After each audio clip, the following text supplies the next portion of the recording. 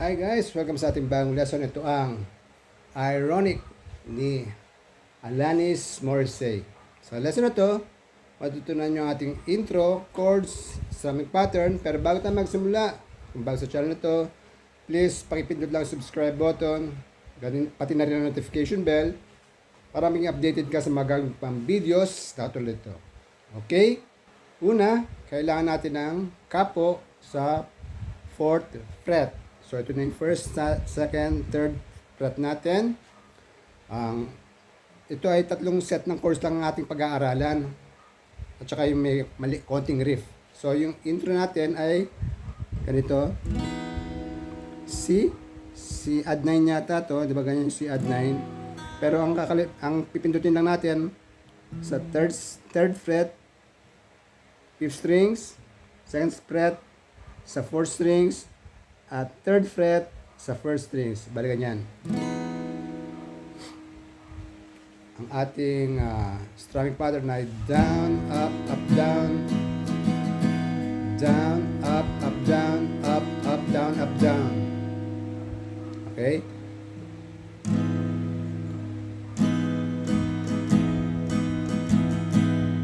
Sa intro yan ha. Tapos yung susunod na chords natin ay D.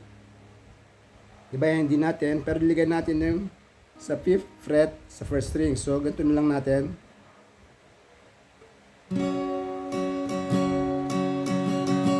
So, ganun pa rin ang kalabit. Down, up, down, up, down, up, down.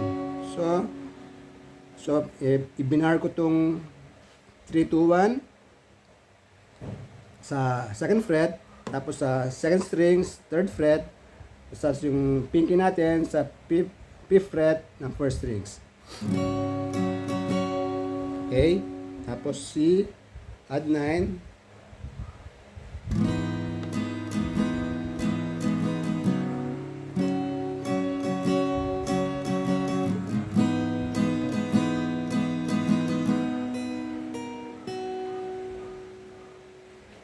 O baba?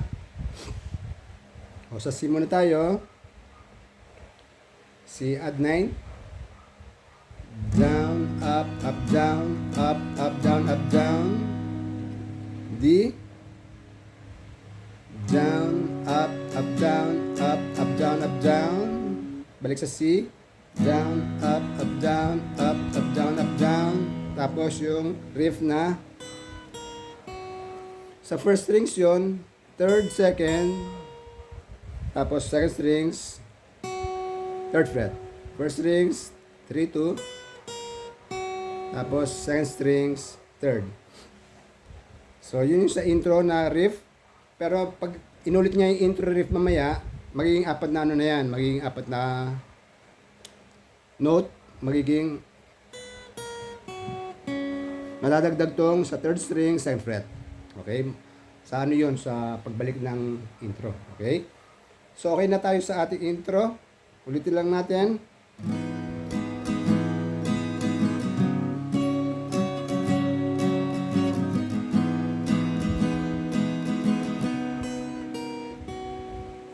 Verse, chords natin ay D over F sharp. So, naka-D tayo.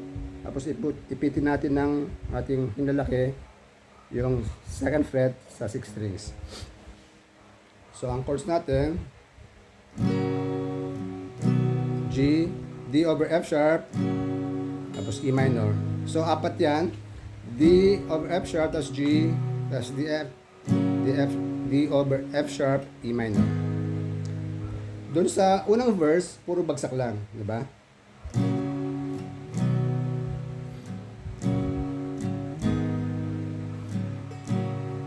Six times yata yan.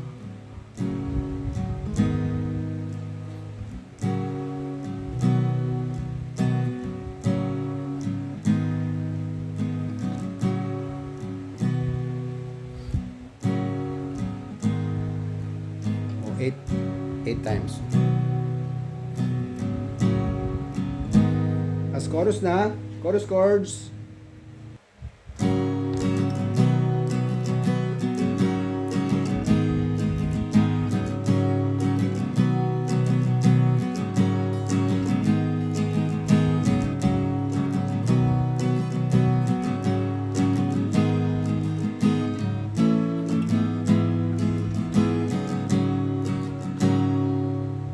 So yun yung chorus natin.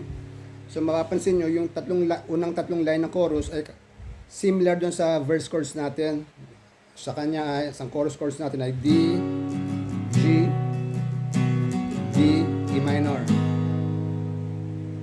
3 times yun, no? Kasi yung sa verse natin, wala yung hindi natin ginamitan sa 6 strings. Bali ganito.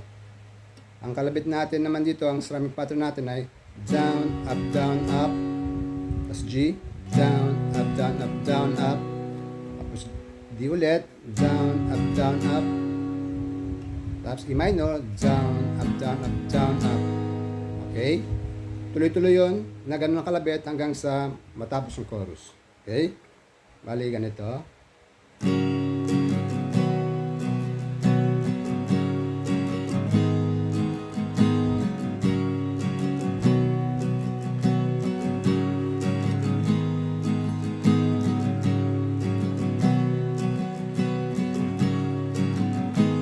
F, C, D.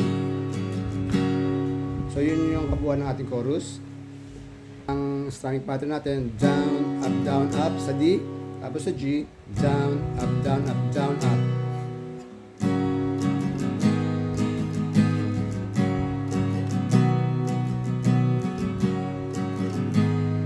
Three times yan. F, C, D. Okay? So, pagkatapos ng chorus natin, another verse, second verse, pero yung strumming pattern ng verse, kagaya na rin ng strumming pattern natin ng chorus. Okay? Tuloy-tuloy na yan.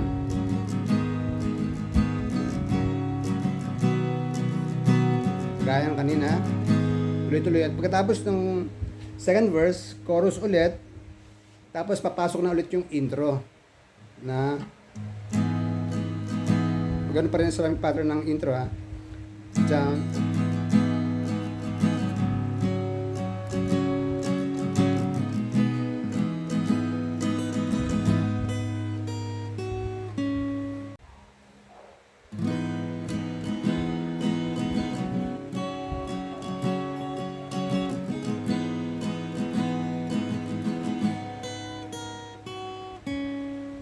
Yun yung intro na pasok na, pangalawang intro na yon, naging 4 na nota na siya. So first strings, 3, 2, second strings, third, second sa third strings, okay? Yun lang pagbabago, yung pagkakaiba niya sa intro natin. Pagkatapos nun, third verse, chorus ulit. Pagkatapos ng chorus ulit, na pangatlo, balik siya doon sa intro chorus natin 4 times. Yung koda niya, ito na yung koda niya.